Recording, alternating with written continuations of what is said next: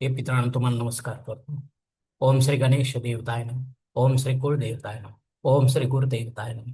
ओम सर्वश्री इष्टलिंग देवताय नमो नमः. शिवशरणात मित्रांनो, मी कडप्पा परत एकदा आपल्या समोर हजर आहे. माझ्या धर्मकरम चॅनलमध्ये आपले सहर्ष स्वागत करीत आहे. मित्रांनो, पंचांग आजच्या आता आपल्या समोर सादर करीत आहे. मित्रांनो, आज शुक्रवार दिनांक 6 मार्च 2026, शालिवान शके 1947, संवत्सर विश्वावसु अयन उत्तर, ऋतू वसंत, मास फाल्गुन, पक्ष कृष्ण. इथे मित्रांनो आजची तृतीया तिथी आहे. सायंकाळी 5 वाजून 54 मिनिटानंतर चतुर्थी तिथीला सुरुवात होईल. वार शुक्रवार आहे. नक्षत्र मित्रांनो हस्त नक्षत्र आहे. सकाळी 9 वाजून 30 मिनिटानंतर चित्रा नक्षत्राला सुरुवात होईल. योग मित्रांनो गंड योग आहे. सकाळी 7 वाजून 6 मिनिटानंतर वृद्धी योगाला सुरुवात होईल आणि उद्या पहाटे 6 वाजून 52 मिनिटानंतर ध्रुव योगाला सुरुवात होईल. करण मित्रांनो इष्टीकरण आहे. सायंकाळी 5 वाजून 54 मिनिटानंतर भवकरणाला सुरुवात होईल आणि उद्या पहाटे 6 वाजून 32 मिनिटानंतर बालवकरणाला सुरुवात होईल. मित्रांनो, प्रमुख ग्रहांची राशी स्थिती पहाटे 5:30 वाजता अशी असणार आहे. सूर्य कुंभ राशीत असेल, चंद्र कन्या राशीत, गुरु मिथुन राशीत, तर शनिदेव मीन राशीत असणार आहे. मित्रांनो, सध्या चंद्र राशीनुसार कुंभ, मीन व मेष या 3 राशींना साडेसाती सुरू आहे. या राशींच्या जातकांना साडेसातीचा त्रास होत असेल तर त्यांनी कृपया आपल्या जन्मकुंडली जवळच्या ज्योतिषाकडे जावे आणि आपल्या जन्मकुंडलीमधून शनी देवतेची पोझिशन तपासून घ्यावी. ती जर अशुभ स्थिती असेल तर आपल्याला शनी देवतेसंबंधी धार्मिक सेवा करण्याची गरज आहे. अन्यथा गरज कर सेवा करण्याची गरज राहणार नाही. मुंबई भागातील सूर्योदय असते याप्रमाणे: सूर्योदय सकाळी 6 वाजून 55 मिनिटांनी असेल तर सूर्यास्त सायंकाळी 6 वाजून 45 मिनिटांनी असणार आहे. गोचर ग्रहांची सद्यस्थिती सुद्धा जाणून घेऊया मित्रांनो. असंगत ग्रहांमध्ये मंगळ ग्रह 10 नोव्हेंबर 2025 पासून, तर बुध ग्रह हा 26 फेब्रुवारी 2026 पासून अस्तंगत झालेले आहेत. वक्री ग्रहांमध्ये गुरु ग्रह हा 11 नोव्हेंबर 2025 पासून वक्री झालेला आहे. मित्रांनो मित्रांनो हे तीनही ग्रह आपल्या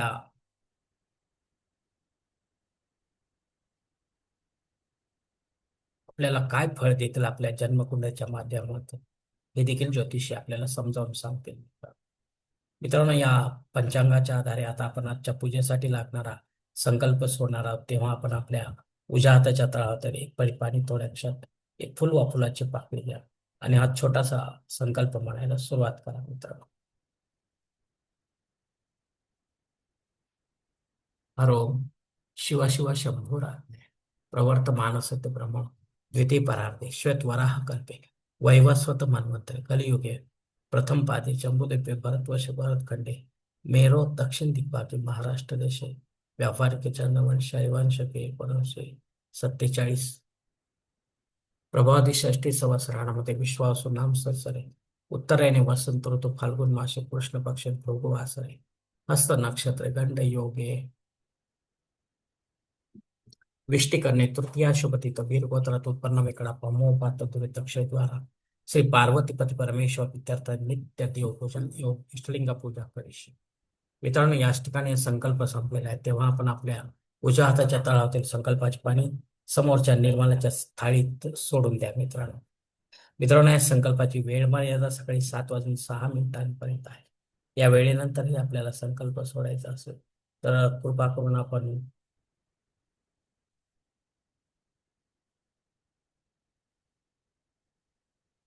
वरील बदललेल्या पंचांगाचा आधार घ्यायचा, नवीन संकल्प तयार करायचा, त्या संकल्पात आपण करत असलेल्या धार्मिक विधीचा उल्लेख अवश्य करायचा. तेव्हाच आपली धार्मिक सेवा संबंधित देवतांपर्यंत पोहोचेल आणि त्यांच्या आशीर्वाद आपल्यापर्यंत पोहोचतील. आपले जीवन अधिक सुखमय बनेल. मित्रांनो मुहूर्त विभागामध्ये पाहूया. या धार्मिक विधी त्यांचे मुहूर्त काळी याप्रमाणे दिलेले आहेत. सर्वात प्रथम साखरपुडा यासाठी मुहूर्त दिले दिनांक 7, 8, 14 आणि 15. डोहाळ जेवणासाठी मुहूर्त दिलाय दिनांक 9. बारसे करण्यासाठी मुहूर्त आहे दिनांक 8 आणि 15. जावळ काढण्यासाठी मुहूर्त आहे दिनांक 8 आणि 15. गृहप्रवेश करण्यासाठी मुहूर्त दिले दिनांक 8, 14 आणि 15.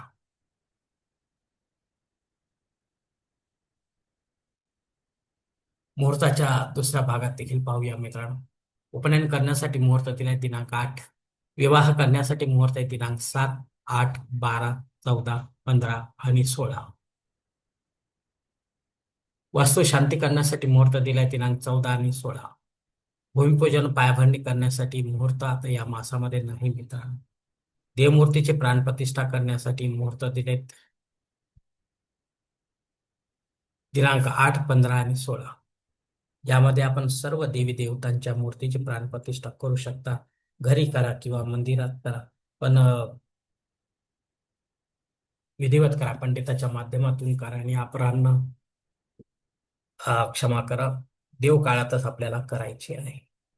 आणि या प्राणप्रतिष्ठेनंतर आपल्याला या देवी देवतांच्या मूर्तीच्या संबंधित जो अभिषेक असतो तो आपल्याला दुसऱ्या दिवसापासून घेणे गरजेचे आहे. अन्यथा अशा प्राणप्रतिष्ठित मूर्ती देखील खंडित मानल्या जातात आणि त्याचे विसर्जन करावे लागते मित्रांनो.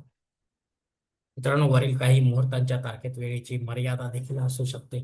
कृपया ती जाणून घेण्यासाठी आपण मला कॉमेंट्स बॉक्समध्ये विचारावे किंवा योग्य पुरोहितास व पंचांगधारकास संपर्क साधावा आणि मगच आपल्या जन्मकुंडलीच्या अनुसार आपल्यासाठी योग्य असा मुहूर्त निवडावा, जेणेकरून आपल्या मुहूर्तामध्ये कोणत्याही प्रकारची बाधा उत्पन्न होणार नाही. मुहूर्ताचे पूर्णपणे फळ आपल्याला प्राप्त होईल मित्रांनो. आणि मुहूर्त मग आपल्याला जर मिळत नसेल तर मग मात्र आपण स्वतःहून किंवा पंडिताच्या माध्यमातून यापेक्षा वेगळा काही मुहूर्त निर्माण करण्याचा प्रयत्न करू नका. कारण मुळात तो मुहूर्त मुहूर्तच नसल्यामुळे त्याचा आपल्याला काही उपयोग होणार नाही मित्रांनो फारसा.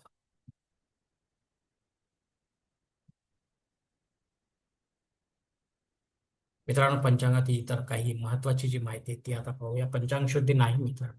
दिनविशेष मध्ये सायंकाळी 5 वाजून 54 मिनिटांपर्यंत भद्रा योग आहे. हा राहूच्या अंडर येत असल्यामुळे आपल्याला शक्यतो नव्याने किंवा विशेष अशी महत्वाची कामे करू नये. या काळामध्ये रेग्युलर जे कामे केली असतात काही फारसा प्रश्न येत नाही मित्रांनो. मित्रांनो, संकष्ट चतुर्थी आज आहे. मुंबई भागामध्ये चंद्रोदय रात्री 9 वाजून 19 मिनिटांनी असणार आहे. यासंबंधी माझा स्वतंत्र व्हिडिओ तो आपण पाहू शकता मित्रांनो. मित्रांनो, रात्री 9 वाजून 19 मिनिटां चंद्रोदय झाल्यानंतर आजचा दुसरा विशेष भाग आहे तो छत्रपती शिवाजी महाराज यांच्या जयंती आहे. तर ही तिथीनुसार आपल्या हिंदू धर्मामध्ये मानल्या जाते मित्रांनो. सरकारी यंत्रणेची जी तारीख आहे ते तारखेनुसार असते मित्रांनो. त्याच्याशी आपल्याला एवढा काही सर्वसामान्य लोकांना महत्व नसते मित्रांनो.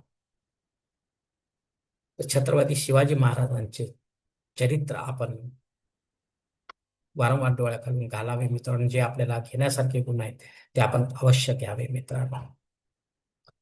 तृतीया श्राद्ध कर्म आहे. या तिथीवर आपले संबंधित आपले नातेवाईक म्हणा किंवा आपल्यावर अवलंबून असलेले नातेसंबंध यामध्ये कोणी सोडून आपल्याला परलोकात निघून गेले असतील तर त्यांच्या नावाने आपले पिंडदानयुक्त श्राद्ध कर्म करणं गरजेचे आहे. घरी करा किंवा तीर्थक्षेत्री करा, पण विधिवत करा, पंडिताच्या माध्यमातून करा आणि अपराह्न काळात करा. घरी करा किंवा तीर्थक्षेत्री करा मित्रांनो. तेव्हाच आपली ही पितरसेवा आपल्या पितरांपर्यंत पोहोचेल आणि त्यांचे आशीर्वाद आपल्यापर्यंत पोहोचतील. आपल्या जीवनात एक सुखमय बनेल मित्रांनो. मित्रांनो, उद्या पहाटे 5 वाजून 25 मिनिटानंतर विष्टीकरणाला सुरुवात होईल, अर्थात भद्रा योगाला सुरुवात होईल. तर या काळामध्ये आपण जोपर्यंत भद्रा आहे तोपर्यंत महत्वाची कामे विशेष कामे न करता जी रेग्युलर कामे तीच करावी, अन्यथा आपल्याला अपयश येण्याची शक्यता जास्त राहते मित्रांनो. अग्निपृथ्वीवर हजर नाही त्यामुळे आपल्याला नव्याने काही होम यज्ञ कर्मकांड सुरू करता येणार नाही. जे रेग्युलर आहे तेच आपल्याला करावे लागणार आहे मित्रांनो.